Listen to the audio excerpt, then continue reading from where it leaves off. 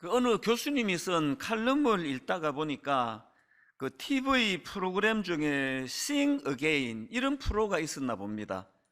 이제 이 프로는 실력은 있는데 잘 알려지지 않은 이런 가수들에게 한 번 더 기회를 주는 차원에서의 그 오디션 프로그램이었다고 하는데요. 이제 그 교수님의 칼럼에서 그 오디션에 참가했던 이무진이라는 그 젊은 청년에 대한 이야기를 이제 풀어나가는데요. 이 청년이 원래 그 22살, 굉장히 젊은 청년입니다. 이 청년이 이제 꿈, 뭐 이런 제목의 노래를 이제 선곡해서 불렀는데요.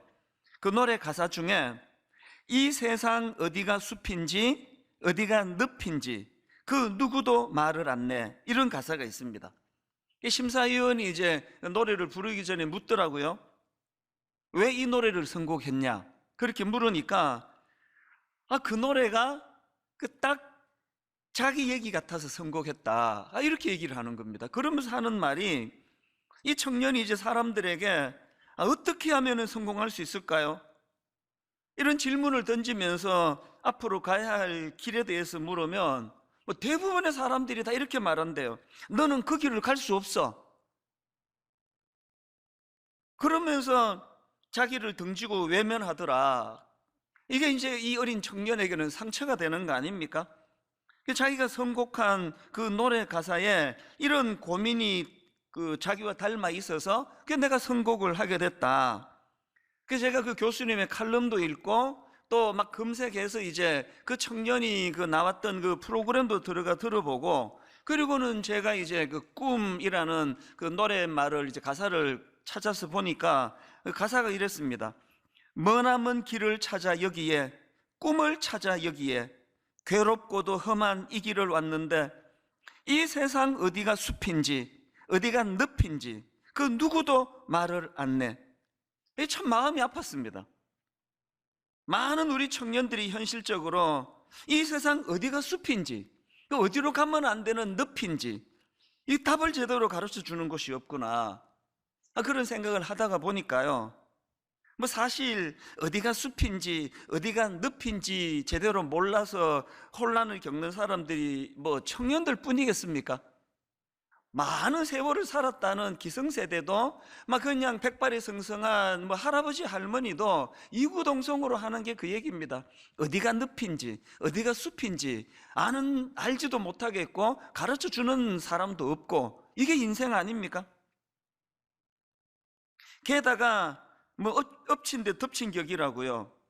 안 그래도 지금 어디가 숲인지 어디가 늪인지 참 오리무중인데, 왜 이런 우리 가슴을 쓸어내리게 만드는 놀랄 일들은 사는 내내 왜 이렇게 자주 일어나는 겁니까? 이런 어려운 일들이 계속 반복되다 보니까 그 심리학 용어로 학습된 무기력이라고 들어보셨죠? 이 학습된 무기력이라는 거는 이 극복할 수 없는 부정적인 상황에 자꾸 노출이 되다 보니까 이제 내 노력으로는 이런 어려운 상황을 바꿀 수 없다. 이게 무기력해진 상태가 이게 학습된 무기력 아닙니까? 그러다 보니까 그 최근에 나온 신간입니다. 잠 못 드는 당신을 위한 밤의 심리학. 이게 그 심리학 교수님 몇 분이서 이제 공전돼요. 앞부분을 이렇게 뒤져보다 보니까 눈에 딱 들어오는 문장 하나가 있더라고요. 사람의 몸을 구성하는 70%가 물이라면 이들의 정신을 구성하는 70%는 불안이다. 이 한마디가 물론 전문가 그 심리학 교수님이 쓴 거기 때문에 더 좀 공신력이 있었는지 모르겠지만 너무 와닿는 겁니다. 사람의 몸을 구성하는 70%가 물이라면 이들의 정신을 구성하는 70%는 불안이다. 마음이 좀 아프고 병든 사람만의 이야기겠습니까? 이 불안을 떨칠 수가 없는 거 아닙니까? 제가 왜 오늘 말씀 이렇게 시작하는가 하면요, 오늘 본문에 등장하는 회당장 야이로의 상황 때문에 그렇습니다. 정말 이 회당장 야이로의 상황을 보면은 이게 어디가 숲인지 어디가 늪인지, 왜 내 인생에 이런 고통이 찾아오는지 그냥 오리무중일 것 같습니다. 너무너무 사랑하는 어린 딸이 지금 그 생사를 오가는 위기에 빠져 있는데, 이럴 때 부모가 할 수 있는 일이 아무것도 없지 않습니까? 그래서 이제 그 아버지가 예수님을 찾아온 겁니다. 그게 오늘 본문 마가복음 5장 22절 23절입니다. 회당장 중에 하나인 야이로라 하는 이가 와서 예수를 보고 발 아래 엎드려 간곡히 구하여 이르되 내 어린 딸이 죽게 되었사오니 오셔서 그 위에 손을 얹으사 그로 구원을 받아 살게 하소서 하거늘. 이만 막 절박한 그 아비의 마음이 막 느껴지지 않습니까? 막 이렇게 절망에 놓여 있던 참 불행한 그 회당장 야이로였지만요, 우리는 오늘 이 본문의 야이로에게서 배워야 될 게 참 많은데요, 그 중에서 결정적인 두 가지를 배워야 됩니다. 그게 뭐냐 하니까, 첫째로요, 인생길 가운데 내가 풀기 어려운 그런 문제를 만나면 그때는 그 문제를 가지고 예수님께 나가야 할 때라는 사실을 배워야 한다는 겁니다.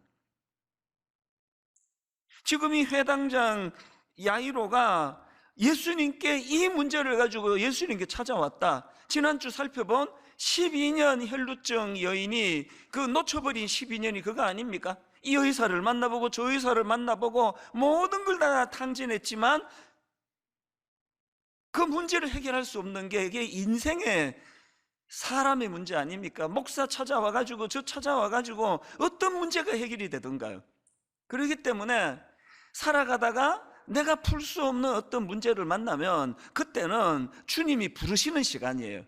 그 문제를 가지고 주님께 나가야 된다는 겁니다. 기도가 바로 그거 아닙니까? 야고보서 1장 13절 너희 중에 고난당하는 자가 있느냐? 그는 기도할 것이요.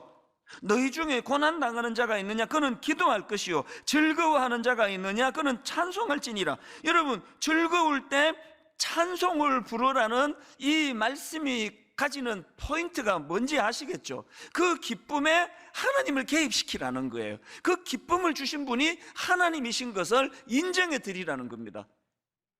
왜 우리 마음속에 고난이 찾아올 때 너희 중에 고난당하는 자가 있느냐? 그는 기도할 것이요. 고난이 오는데 왜 기도를 안 하는지 아세요?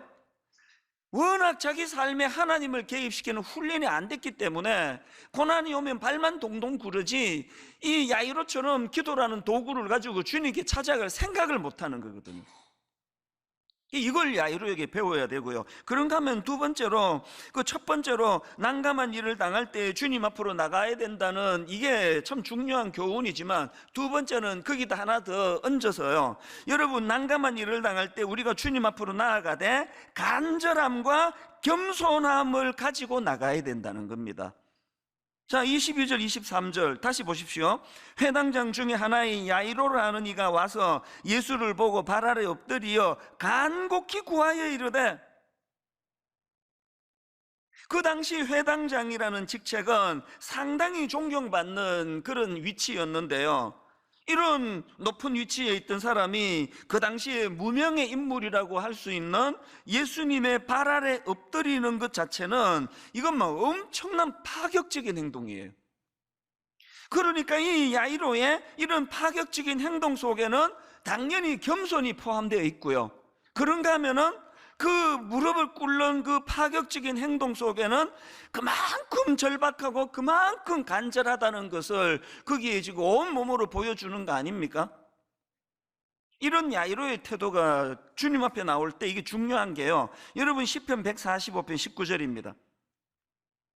그는 자기를 경외하는 자들의 소원을 이루며 또 그들의 뭘 듣습니까? 부르짖음을 들어서 구원하시리로다. 제가 오늘 설교 제목을 간절한 바람이 가진 능력, 원래는 제가 바램이라고 이제 썼더니 그 문법이 안 맞다고, 그래서 이 간절한 바람이라 그러더라고요. 간절한 바람이 가진 능력, 이렇게 잡았는데요, 여러분, 왜 간절한 바람이 능력인지 아시겠죠?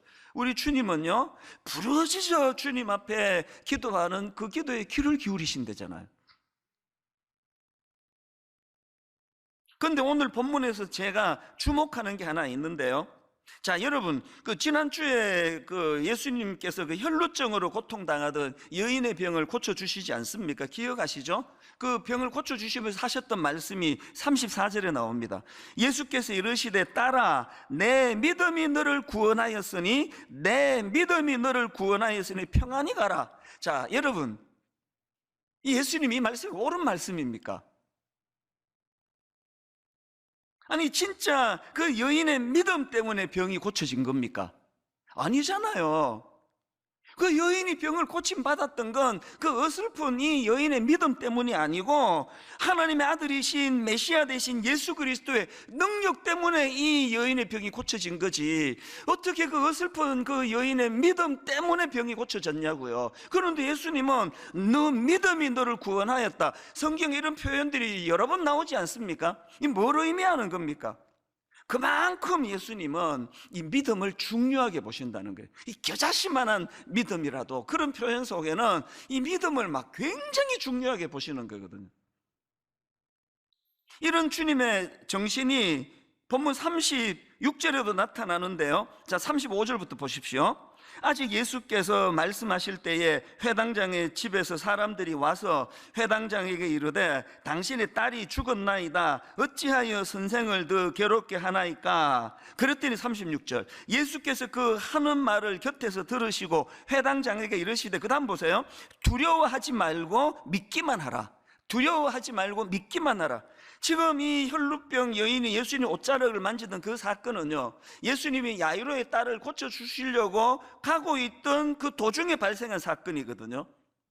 지금 여러분, 지금 그 딸이 지금 죽어간다면 이거 막 요즘으로 치면 막 앰뷸런스가 막 경찰 대동해서 막 딱 사이렌 울리면서 지금 가야 되는 상황인데, 그래서 뭐 누가 뭐 옷 만지고 뭐고 할 수 없도록 막 굉장히 빠른 속도로 가든지 어떤 뭐 무슨 기구를 타고 말이나 타고 가셔야 되는 상황인데, 예수님은 왜 이렇게 빨리 가시지 않고 미적거리는가? 누가 뭐 손 만졌으면 그냥 가시면 되는데 또 뭐 누가 만졌냐 그러고, 주님 왜 지금 뭐 아버지 속 다 탈 것 같아요. 그러다가 이제 딸이 죽었다는 거예요. 그 예수님이 왜 이렇게 빨리 가시지 않고 미적거리시다가 그렇게 그 딸을 죽게 만들었나? 제가 생각해 보니까요, 바로 이 한마디를 선포하시려고요. 두려워하지 말고 믿기만 하라. 두려워하지 말고 믿기만 하라. 이렇게 믿음을 강조하시는데요. 근데 여러분, 여기서 한 가지 살펴볼 말씀이 있습니다. 40절인데요. 자, 38절부터 한번 보십시오. 회당장의 집에 함께 가사 떠드는 것과 사람들이 울며 심히 통곡함을 보시고 들어가서 그들에게 이르시되, 너희가 어찌하여 떠들며 우느냐? 이 아이가 죽은 것이 아니라 잔다 하시니. 그랬더니 40절 그들이 비웃더라. 그들이 비웃더라. 지금 주님은 막 믿음을 엄청 강조하고 계시는데 그 선포된 주님의 말씀을 비웃어 버리는 거예요. 왜 비웃었을까요? 대답이 간단합니다. 그 피조물로서 자기 한계를 가진 그 좁은 생각의 틀에, 그 틀을 가지고 예수님의 말씀과 예수님의 행동을 조명하다 보니까 말이 안 되거든요. 그게 비웃는 거 아닙니까? 성경을 차라리 읽지 마세요. 성경은 안 읽는 놀라운 여러분들의 그 탁월한 식견을 정말 제가 놀라워합니다. 성경 읽지 마세요. 읽으시겠다고 할 때는요, 예수님 수준에 맞춰서 읽으세요. 이 한계를 가진 인간의 좁은 시각, 한계를 가진 인간의 좁은 머리를 가지고 놀라우신 하나님의 말씀을 읽으면 비웃음거리밖에 안 나와요. 아니, 무슨 홍해가 갈라졌다는 거야. 이게 뭐 장난도 아니고. 당연히 그렇게밖에 안 나오죠. 홍해를 못 가르니까 그 사람은 인간이고요. 홍해를 가르시니까 그분 하나님이신 거예요. 그 하나님의 위치에 놓고 하나님의 말씀을 읽어야 되는데, 자기 수준에다 놓고 하나님의 말씀을 읽으니까 뭐 계속 뭐 이해되면 믿겠다고. 주님 오시는 게 빠르지 그 사람이 이해가 되겠습니까? 제가 지난주에 칼럼을 읽다가 너무나 와닿는 한 문장이 있어가지고 이걸 옮겨 적어 놓고요, 저를 돌아보는 그런 시간으로 한 주를 제가 삼았는데, 한번 내용이 이렇습니다. 들어보세요. 나이 들수록 고정된 신경 회로망을 사용하여 사고하기 때문에, 생각하기 때문에, 다시 들어보세요. 나이 들수록 고정된 신경 회로망을 사용하여 사고하기 때문에 한 가지 생각과 의견에 집착하게 되는 경향을 보인다. 보통 이런 말들 하잖아요. 사람이 나이가 들수록 완고해지기 쉽다. 그래서 제가 국어사전을 찾아봤습니다. 이 완고하다, 이걸 찾아보니까요, 융통성이 없어 올곧고 고집이 세다. 우리 애들이 저를 그렇게 보는 것 같아요. 뭐 올곧은 쪽에 포인트가 있는 게 아니고 융통성이 없이 고집이 세다. 이게 완고하대요. 여러분, 이 젊은 분들 솔직히 대답해 보세요. 나이가 든 사람은 완고합니까? 죄성을 가진 인간 자체가 완고해요. 젊다고 완고하지 않습니까? 내 애를 길러보니까 3살 때가 제일 완고해요. 얼마나 융통성 없이 고집이 센지. 이거를 이렇게 신발을 신겨주면은요, 내가 그러다가 엄마가 신발을 신겨주면요, 가다가 엄마가 신발 신겨준 그 자리로 돌아와서 거기서 신발을 벗고 다시 지가 신고 가는 게 3살 때 일어난 일입니다.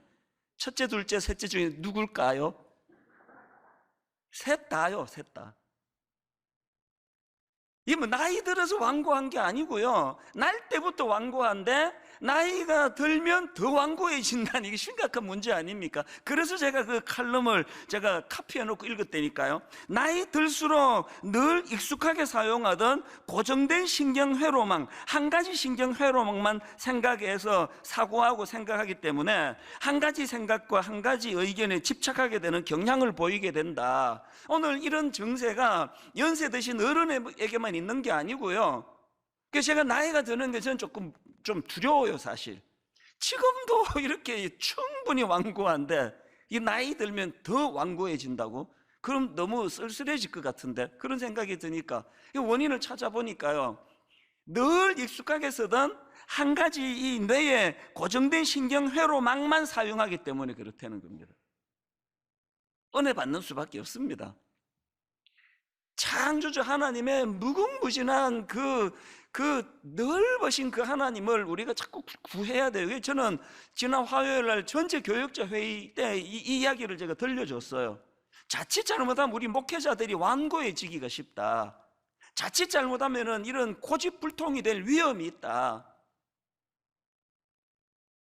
왜 예수님께서 이 아이가 죽은 것이 아니라 잔다 말씀하시는데 왜 그들이 비웃습니까?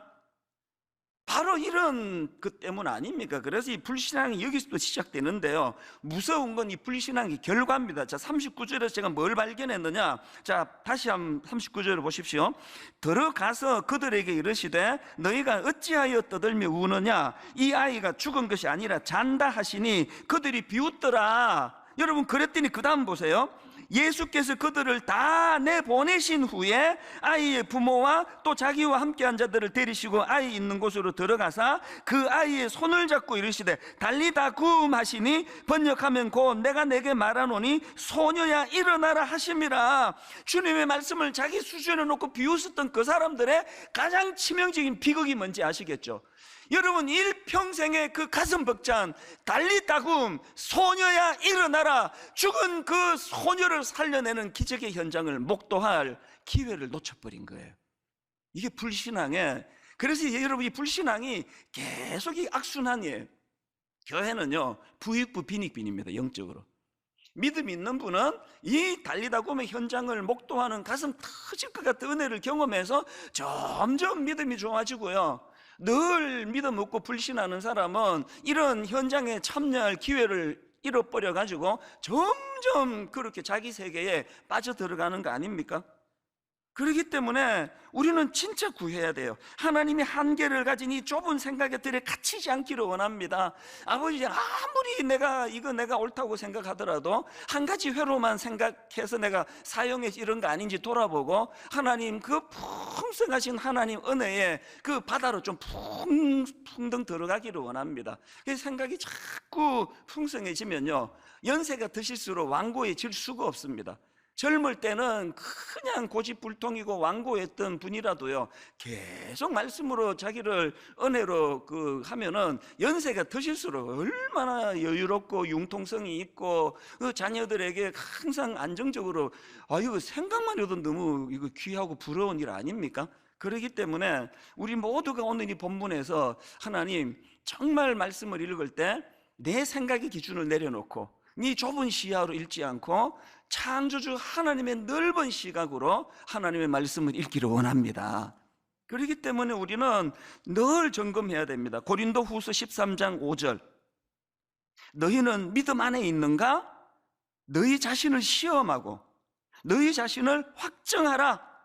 왜 이런 점검을 늘 해야 되느냐? 히브리서 10장 38절 때문입니다. 나의 의인은 믿음으로 말미암아 살리라. 또한 뒤로 물러가면 내 마음이 그를 기뻐하지 아니하리라.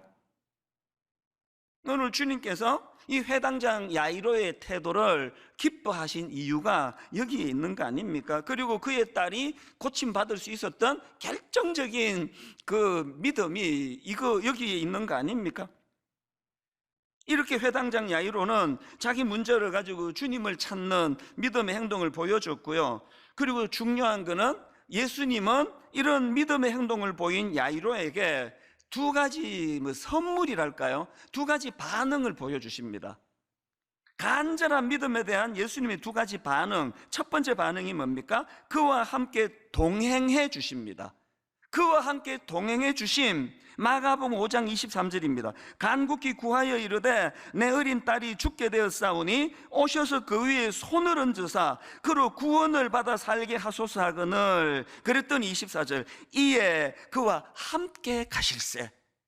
여러분, 저는요, 이에 그와 함께 가실세, 이 회당장 야이로의 절박함을 외면하지 않으시는 주님의 이 모습이 너무너무 저는 좋아요.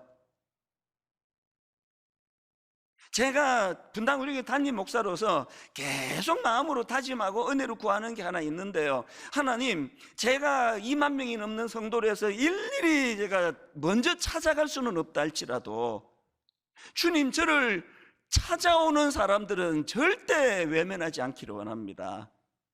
오늘 만날 수 없으면 내일 만날 수 없으면 일주일 뒤에도 어려면 2주 뒤라 할지라도 하나님, 제가 어떤 경우라도 어떤 기도 부탁하고 어떤 문제로 상담하려고 찾아오는 우리 성도님에 대하여 내가 시간 없다고 그것을 거절하지 않기를 원합니다. 이게 정말 제 마음의 소원이고 기도 제목이에요. 왜 그래야만 됩니까? 주인 되시는 주님이 그러고 계시잖아요. 이에 그와 함께 가실세. 그리고요, 이 24절에 나오는 그와 함께 가실세, 이 말씀이요, 정말 중요한 말씀이에요. 저는 이 말씀을 묵상하다가 구약의 인물 에녹이 생각이 났는데요, 여러분 다 아시지만 성경에 죽음을 보지 않고 주님이 데려가신 인물이 딱 2명입니다. 한 사람은 엘리야고 또 한 사람은 에녹 아닙니까? 엘리야는요, 하나님이 그런 어떤 특별한 어떤 은혜로 그를 죽음을 보지 않고 데려가신 거라 승복이 돼요. 그럴 정도로 일했잖아요. 어마어마한 선지자잖아요. 근데 에녹은 이게 약간 좀 이게 혼란스러워요. 에녹은요, 진짜 아무것도 아는 사람입니다. 우선 성경에 에녹에 대한 기록이 거의 없습니다. 그리고 막 길게 그를 설명하는 그 3구절인가 설명하는 데가 딱 한 군데 나오는데요, 그게 창세기 5장 21절부터 23절까지인데 의의가 없습니다. 한번 보세요. 에녹은 65세에 무두셀라를 낳았고, 첫 문장부터 애 낳은 게 나와요. 에녹은 65세에 무두셀라를 낳았고, 22절에 무두셀라를 낳은 후 300년을 하나님과 동행하며 또 나옵니다. 자녀들을 낳았으며 그는 365세를 살았더라. 얼마나 기록할 게 없으면 애 낳은 글을 또 쓰고 또 쓰고, 이걸 보면서 제가, 정말 한 거 없으시구나 이분이. 그리고 이제 24절에 보니까 에녹이 하나님과 동행하더니 하나님이 그를 데려가심으로 세상에 있지 아니하였더라.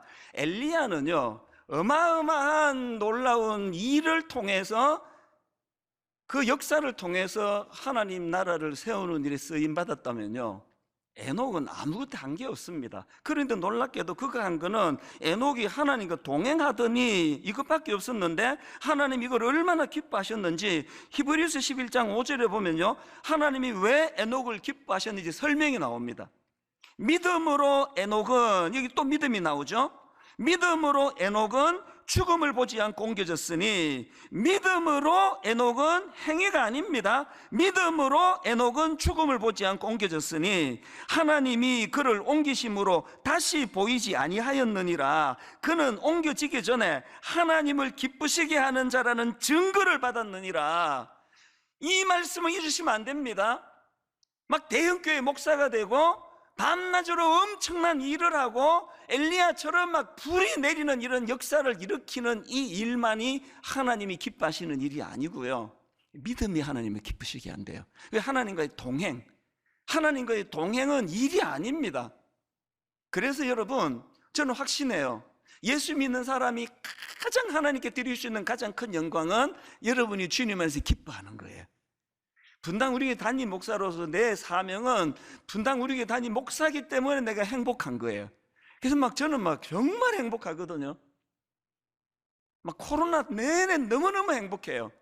이제 백신 곧 다 맞고 이제 코로나가 끝나고 모든 성도들이 모여가지고 첫날 축제가 지금 벌어질 걸 계속 지금 구상을 하고 있으면요, 너무 행복해요. 다시 말씀드립니다. 어떤 행위로만이 주님을 기쁘시게 하는 게 아니라 주님과의 동행하는 삶이 주님을 기쁘시게 합니다. 그리고 우리 에녹을 통해서 정말 힘 얻어가지고 애 하나씩 더 낳읍시다. 애 하나밖에 안 낳은 분은 둘밖에 없는 집은 셋, 우리 집처럼 셋은 그냥 그대로 살면 돼요.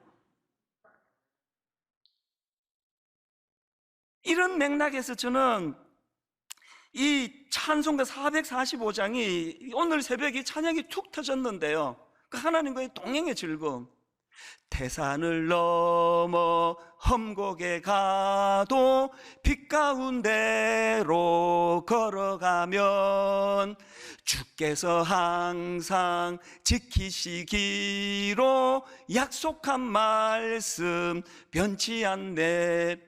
정말 내 삶의 지침이 되기 원하는 찬양은 2절입니다. 2절.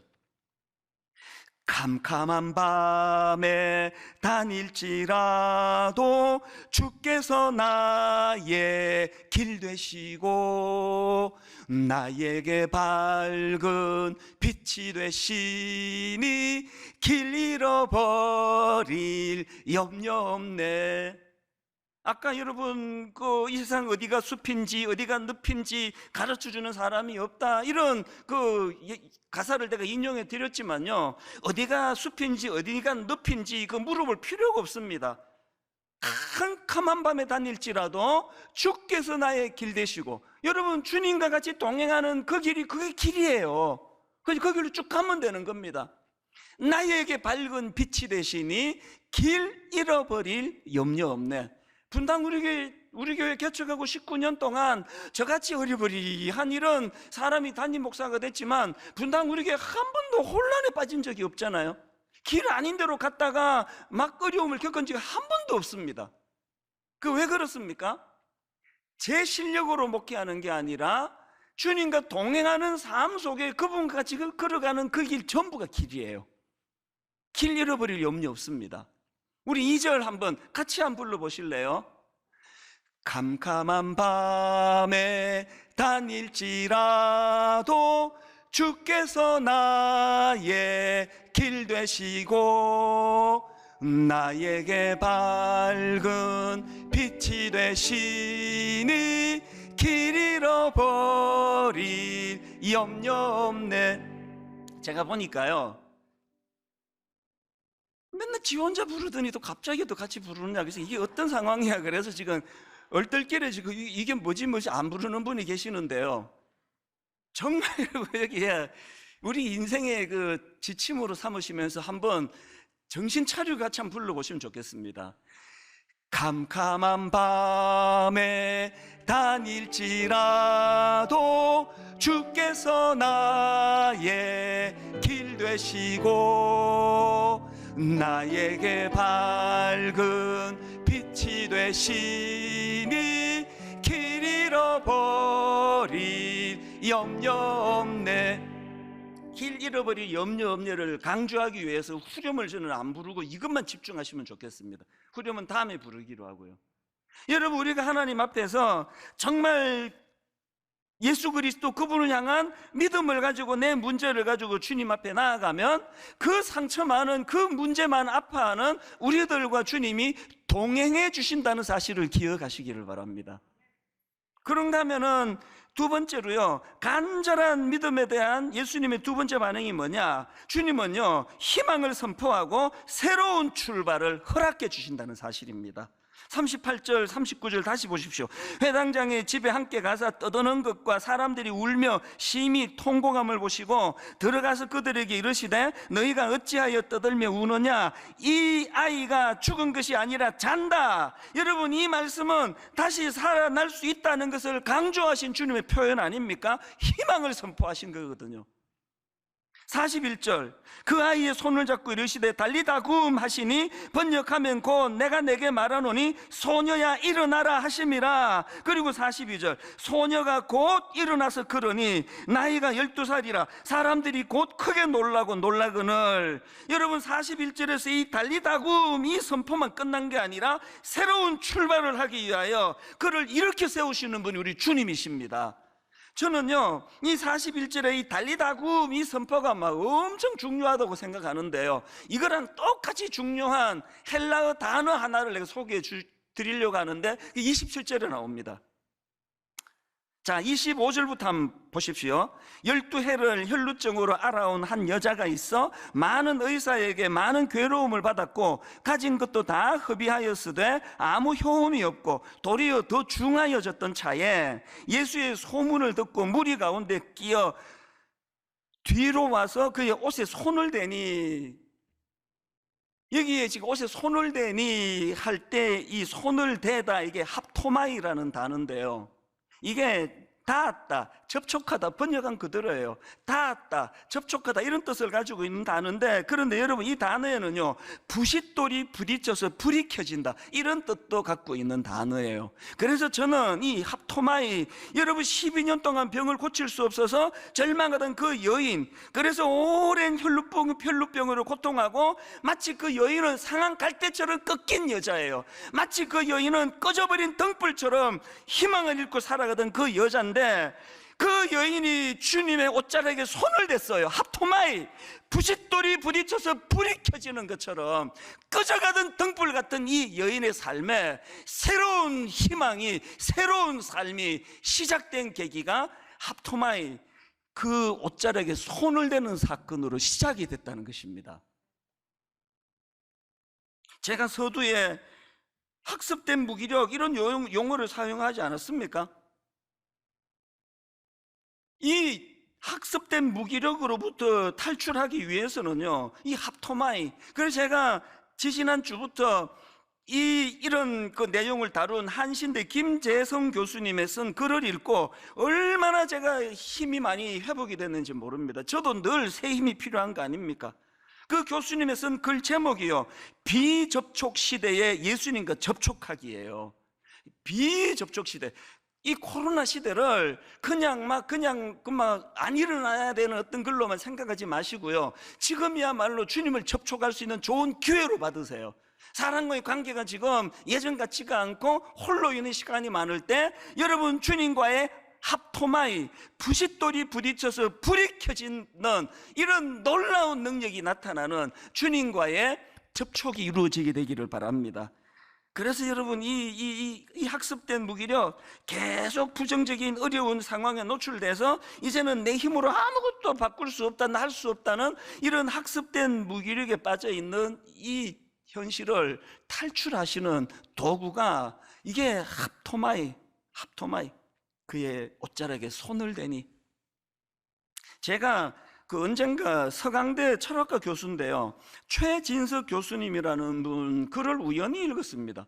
이분이 교수 정년을 무려 7년이나 남겨두시고 사표를 냈다는 거예요. 교수직을 사임했는데 학교를 떠나면서 왜 그래야만 되는지에 대해서 굉장히 독특한 말씀을 하셨습니다. 이렇게 말했어요. 왜 떠나느냐? 나만의 고유한 생선 비린내가 사라져서 사임한다.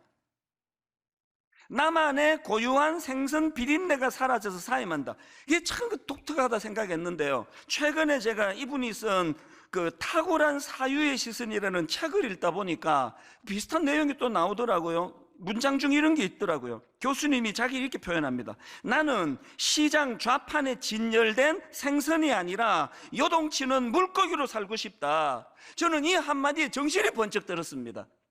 그 명문대 서강대 교수로서 살아가는 그 일이 너무 이제 교육이나 여러 가지가 바뀌지 않는 상황에서 무기력한 교수 사역하고 있는 이것들을 좀 떨치고 싶다. 그런 차원에서 나는 시장 좌판에 진열된 생선이 아니라 요동치는 물고기로 살고 싶다.